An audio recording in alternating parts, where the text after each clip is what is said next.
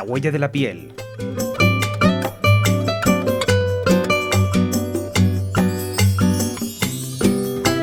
Un podcast de Aesthetic.es con María Velasco.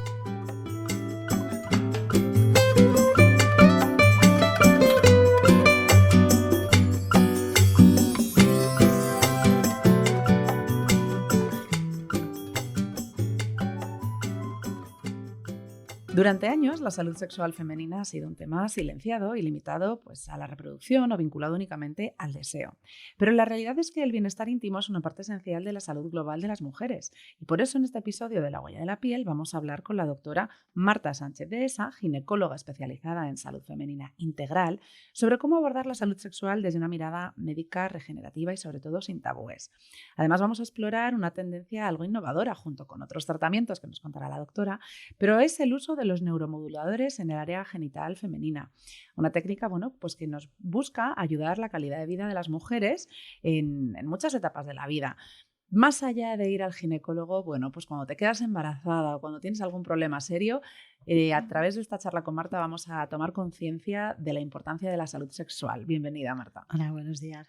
En primer lugar, yo creo que vamos a definir, ¿no?, por qué es importante tener en cuenta la salud sexual femenina, ¿no? Tener en cuenta que más allá de ir en momentos puntuales, es un aspecto más de nuestra salud que tenemos que cuidar, ¿no? Sí, yo creo que eso, que poco a poco la sociedad ya va hablando de una forma mucho más clara de lo que es la salud sexual.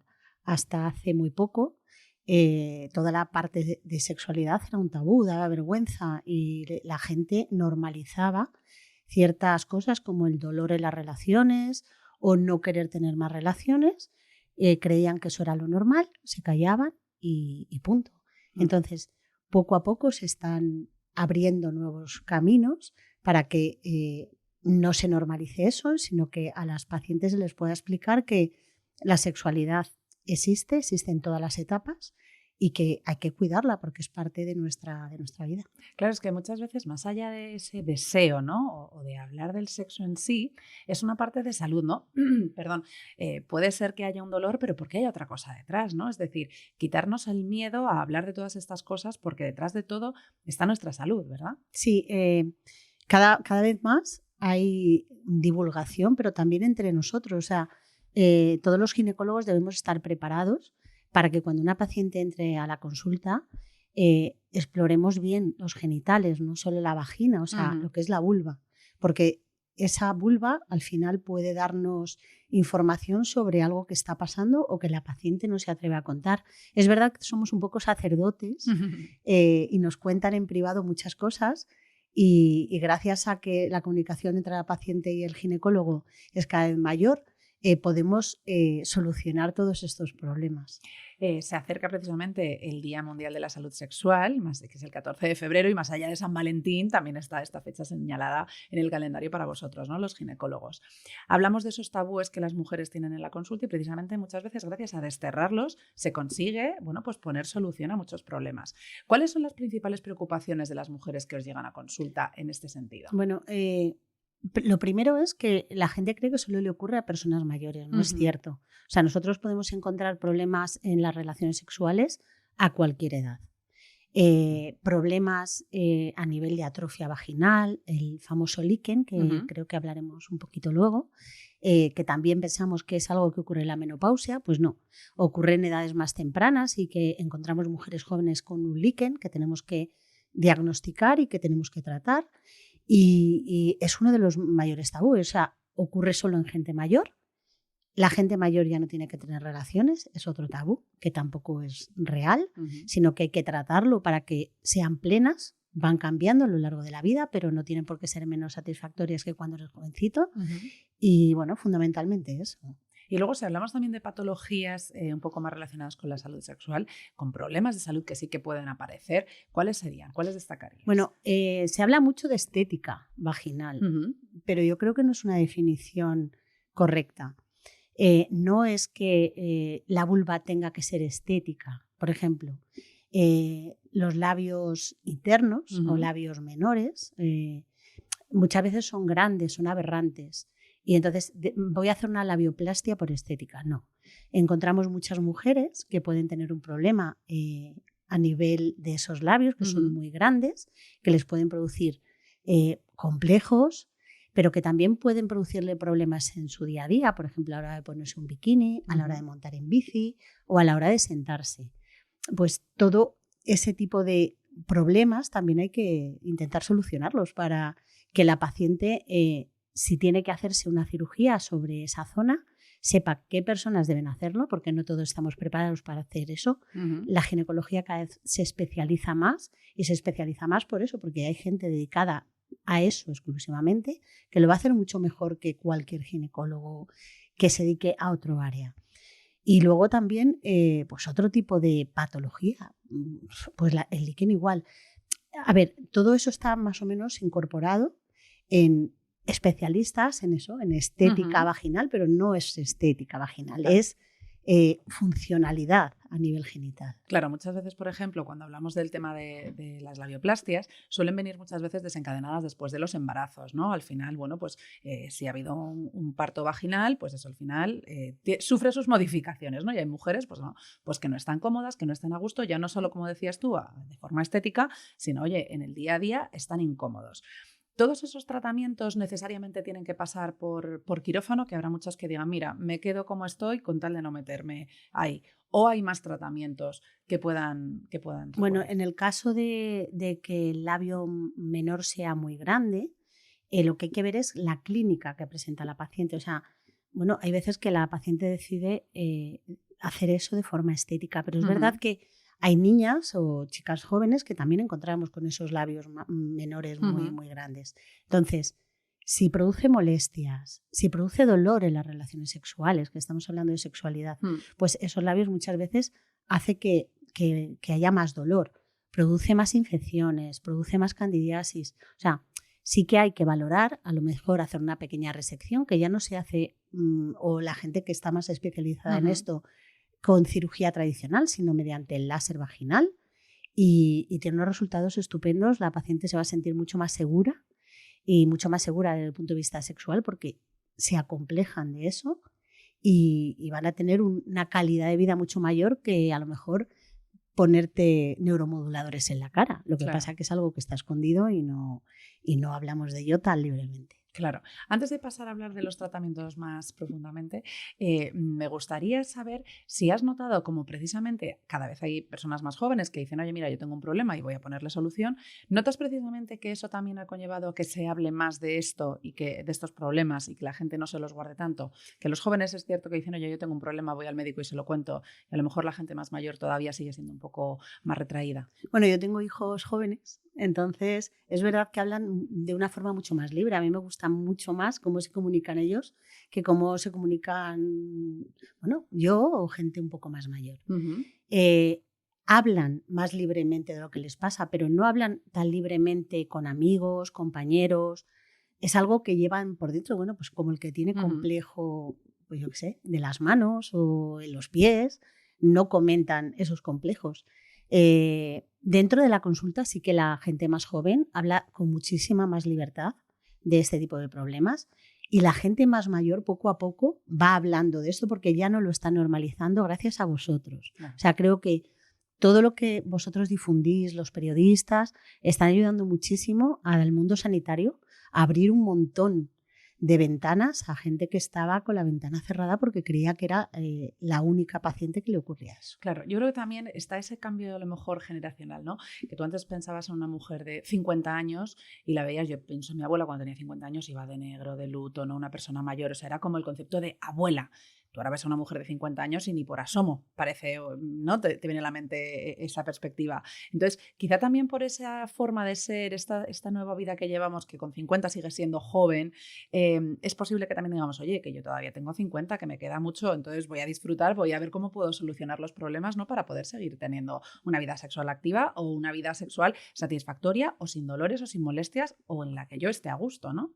Claro, a ver, yo siempre digo lo mismo. Creo que hay que dar las gracias a la anterior generación, o sea, no a mi generación, sino a la generación de mis padres, porque ha habido una transición tan importante en lo que ellos nos han mostrado para que nosotras seamos muchísimo más libres, que eso hace que nosotras nos empoderemos. O sea, que yo tenga 50 años no quiere decir que yo no pueda vestir de una forma adecuada, intentar tener pues una estética con la que yo esté contenta, o que deje de tener relaciones con mi pareja y que ella cierre esa etapa, sino que poco a poco hemos ido avanzando y yo creo que es gracias a ellos. O sea, creo que de la generación de mis padres, la generación de mis hijos, estamos nosotros, que ellos nos han dado una libertad para hablar así, de una forma tan clara, que de verdad que es de agradecer.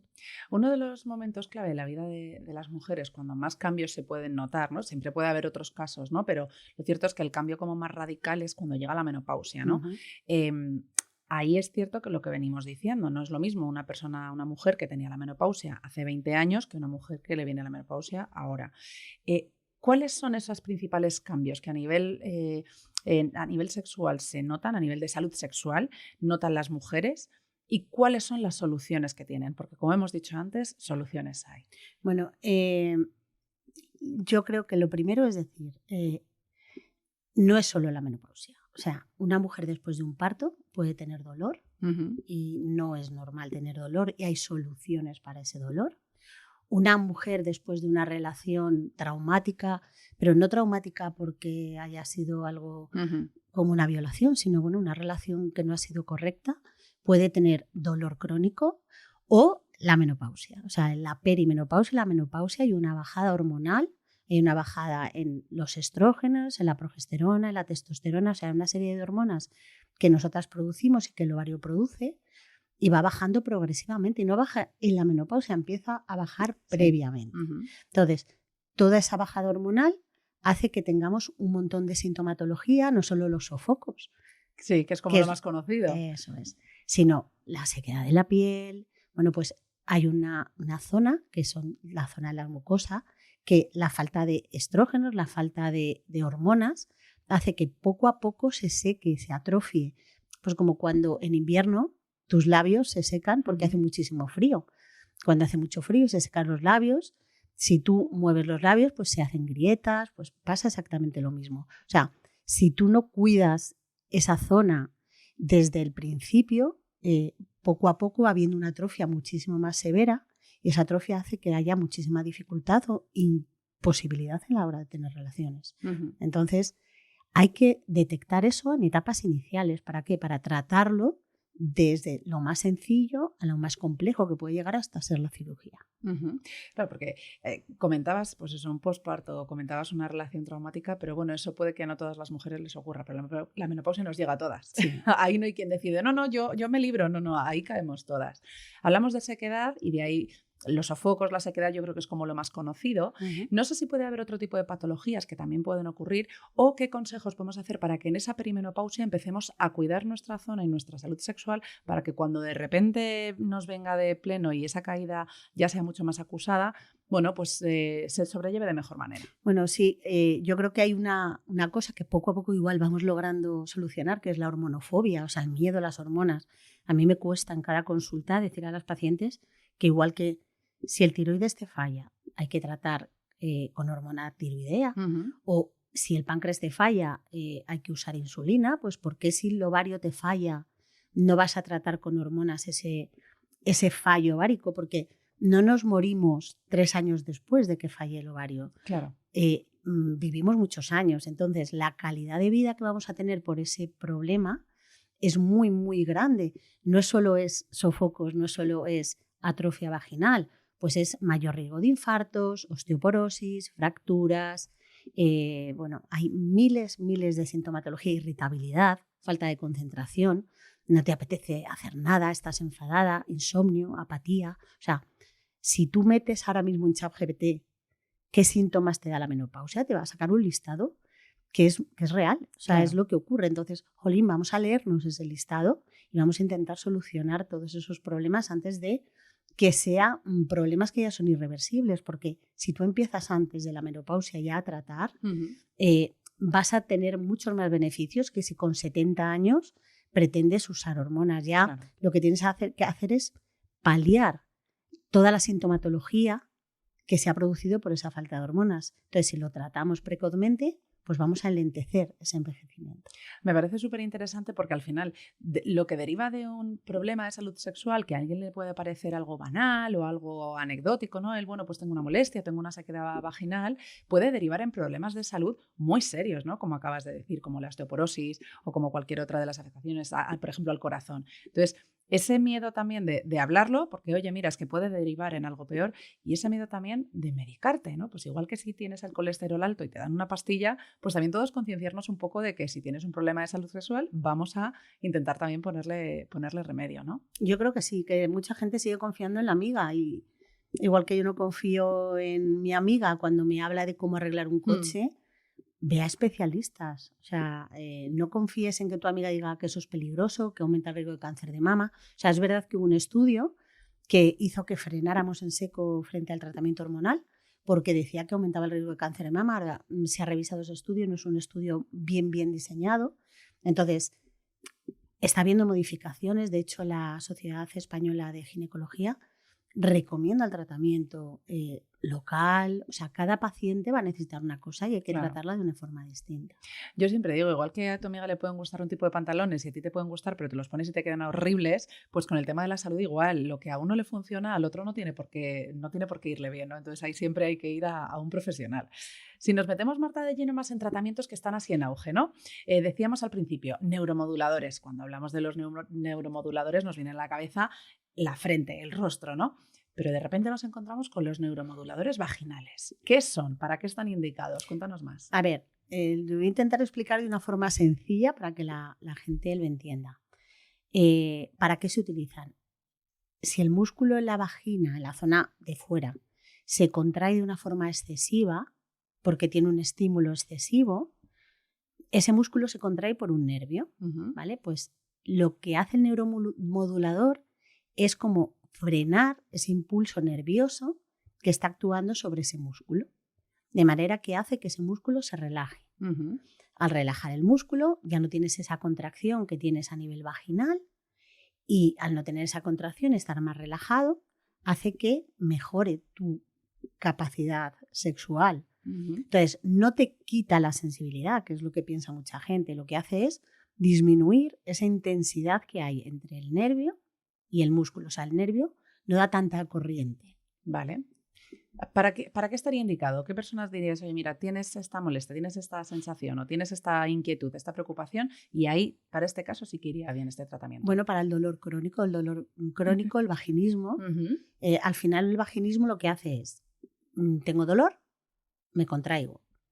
Como tengo dolor, me contraigo. Entonces ese músculo cada vez se contrae más y cada vez es más doloroso. Vale. Entonces, importantísimo, el dolor no es algo fisiológico, no tiene por qué haber dolor. Vale. Entonces, lo que hacen los especialistas, nosotros tenemos una unidad especializada en toda la medicina regenerativa, es pinchar ese tipo de sustancia en unos puntos determinados. Hay que saber hacerlo, pues como cuando pinchas neuromoduladores en el rostro, o sea, tienes que saber.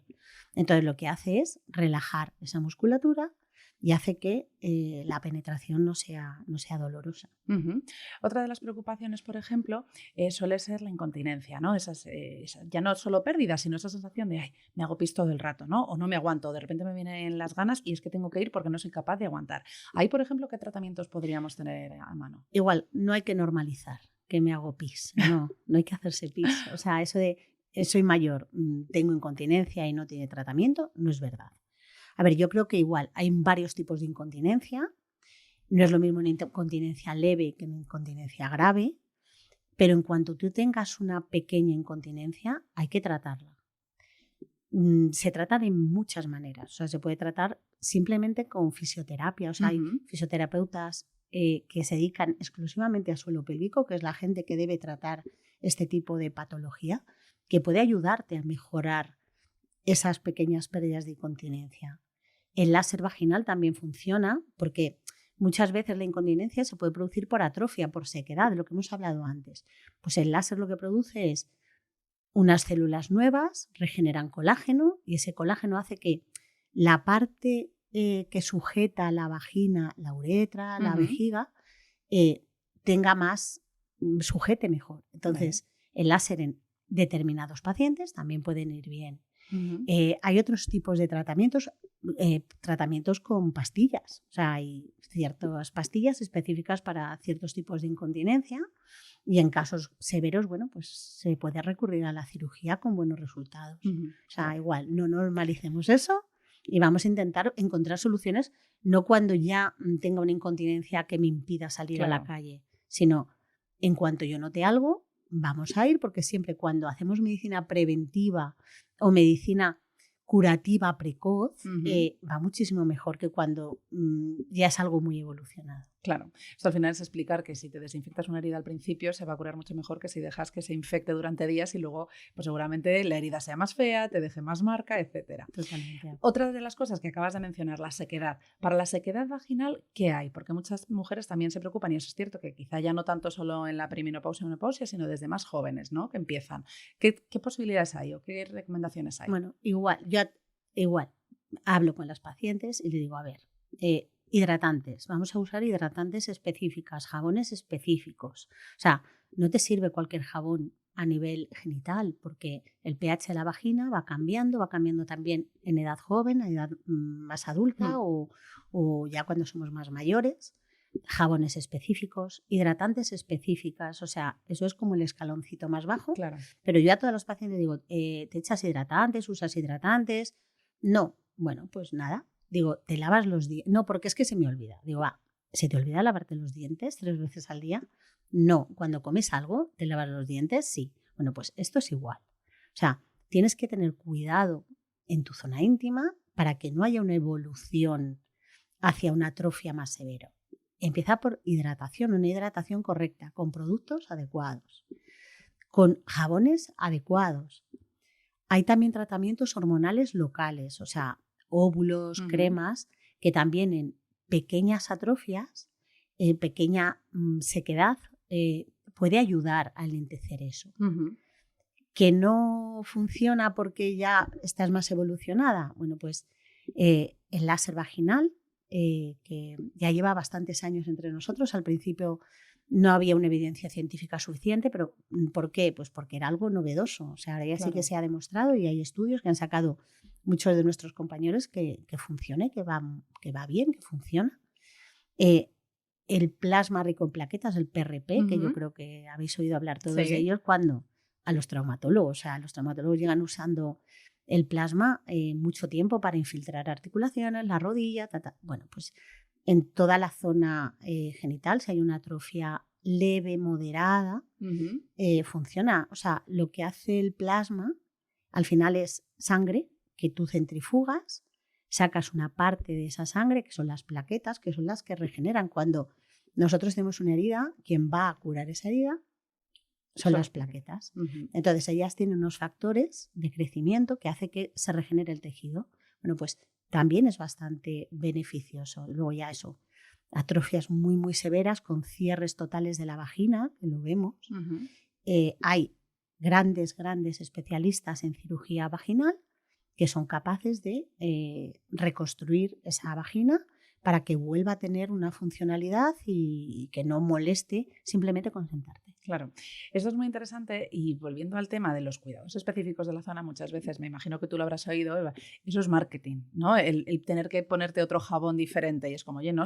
¿Tú la crema de la cara te la darías por todo el cuerpo? Seguramente no, ¿no? Pues de ahí un poco que esta zona íntima también necesite sus cuidados específicos y sobre todo el que no nos dé la vergüenza, ¿no? Pues de ir a una farmacia y preguntar por ello y comprarlo y, ¿no? Yo creo que eso también es uno de los pequeños pasos de ir quitándonos los tabúes de encima, ¿no? Bueno, yo creo que hay gente muy profesional. Yo he conocido gente que se dedica a hacer una crema. O sea, hace poco estuve en un programa y había una persona que se dedica a hacer cremas para la cara y tal. Estuve escuchándole y de verdad que bueno, quería dedicarme a eso porque me encantó cómo vivía todo eso y cómo vivía todo el desarrollo. Claro. Entonces, hay especialistas que se dedican a crear sustancias específicas para la zona íntima y son muchas veces farmacéuticos, gente que se dedica a la cosmética desde hace muchísimos años, que saben lo que es necesario para que esa zona,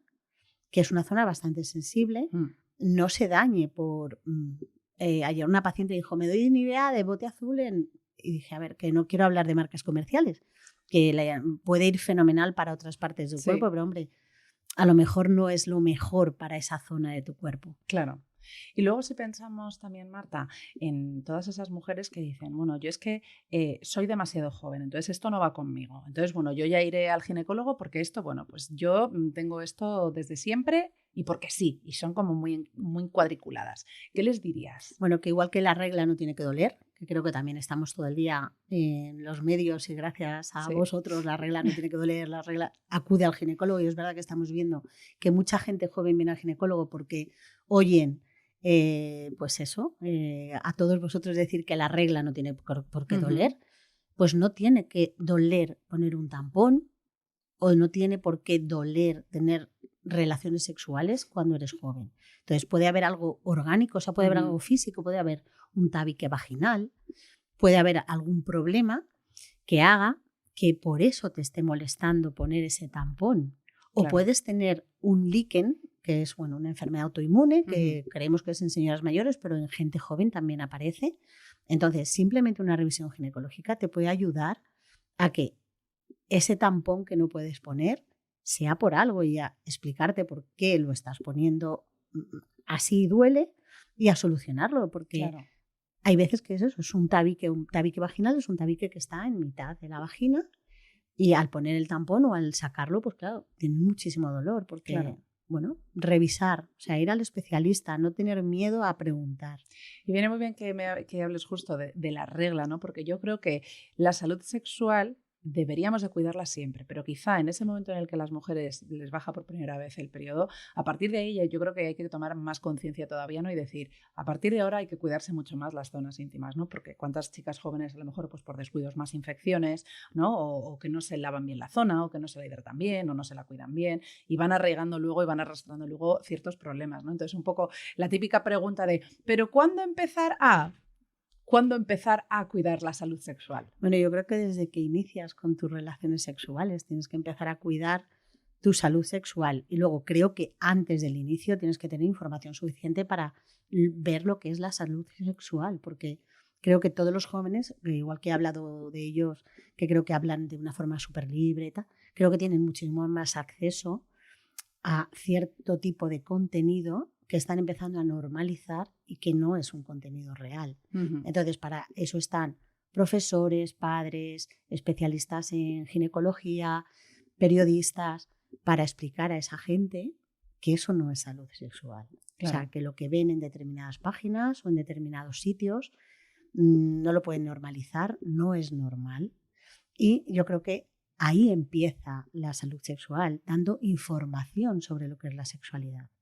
Y a medida que van avanzando en su sexualidad, pues bueno, ir avanzando en su salud sexual. Sí, porque quizá precisamente este saber sobre salud sexual evitará muchas enfermedades luego de cara a futuro, ¿no? Porque también estamos viendo en los últimos tiempos un aumento de las enfermedades de transmisión sexual, bueno, pues porque los jóvenes piensan que solo piensan, por así decirlo, en poner medios para evitar un embarazo. Y se les olvida que hay muchas otras cosas detrás, ¿no? Entonces, la salud sexual, como hemos estado viendo en este episodio, va mucho más allá, tiene mucho que ver con nuestra salud general y hay que tener conciencia de ello.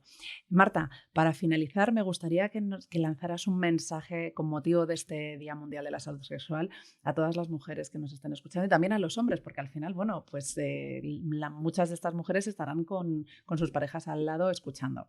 Pues yo creo que el mensaje es que la salud sexual es para todas las etapas, que puede haber problemas tanto en hombres como en mujeres, que no hay una etapa para tener ese problema y que a día de hoy hay solución.